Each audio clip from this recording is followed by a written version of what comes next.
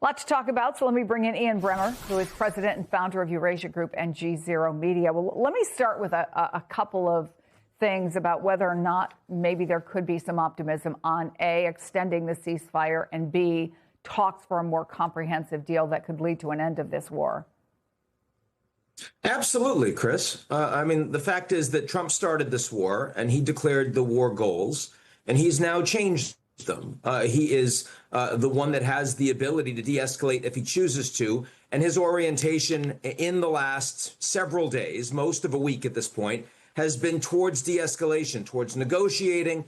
And yes, there is a blockade in place right now that provides the Americans with a little more leverage, shows that they're more serious about willing to take economic pain to get to a deal. But the most important point is that we have a ceasefire. So the Americans aren't actually blowing up targets in Iran, and that means that the Iranians aren't responding back with drones and missiles against the UAE, against the Saudis and the rest. That's very meaningful, and everything we've seen from inside the White House is that they are more optimistic that with a second round of talks in Islamabad, that there will be a constructive ability for the Americans to announce victory.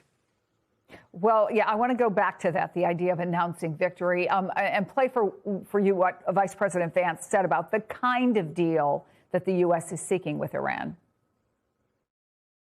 Well, the president wants to make, he doesn't want to make like a small deal.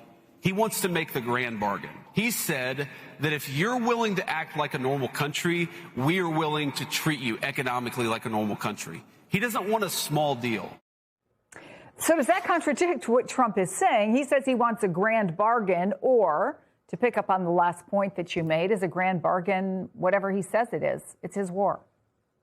Of course, it is the latter ultimately, because if Trump decides he wants to get out, then he's going to sell whatever it was that he agrees to as a huge deal. But what Vance is setting up here is that there's going to be a lot of give from the United States to get the negotiations done. So you're going to see at least $6 billion in Iranian assets presently frozen in Qatari banks are going to be unfrozen as a part of this deal. And American sanctions on Iran will be suspended or lifted to a large degree as a part of this deal. In other words, if the Iranians are coming to the table and giving Trump what he describes as a win, then Iran being treated as a normal country means there's real economic upside for the Iranians. And whether you call that reparations for the war or sanctions relief or reconstruction money or tolls, I mean, you can frame it however you want. But what it means is billions and billions will be going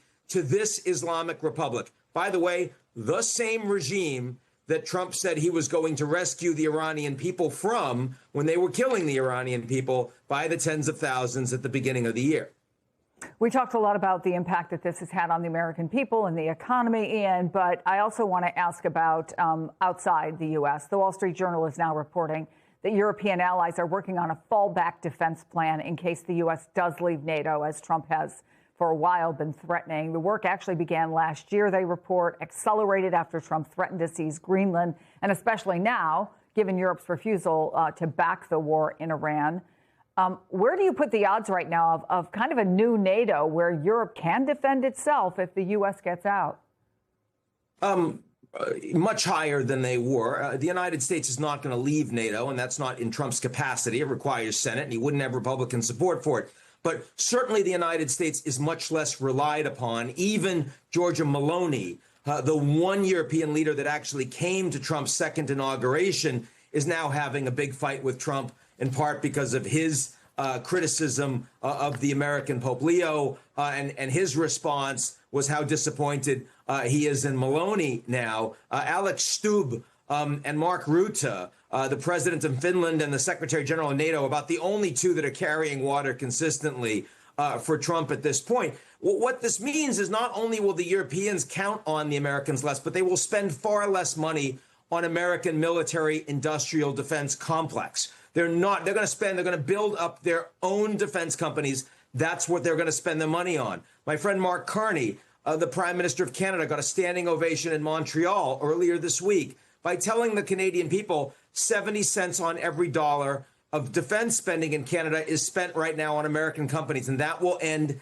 now. that is enormously popular for the country that has been closest to the United States, the Canadians. All of this money used to be spent on American companies, American jobs, help support the American market. That is going to go away, and that is a direct consequence of President Trump's policies.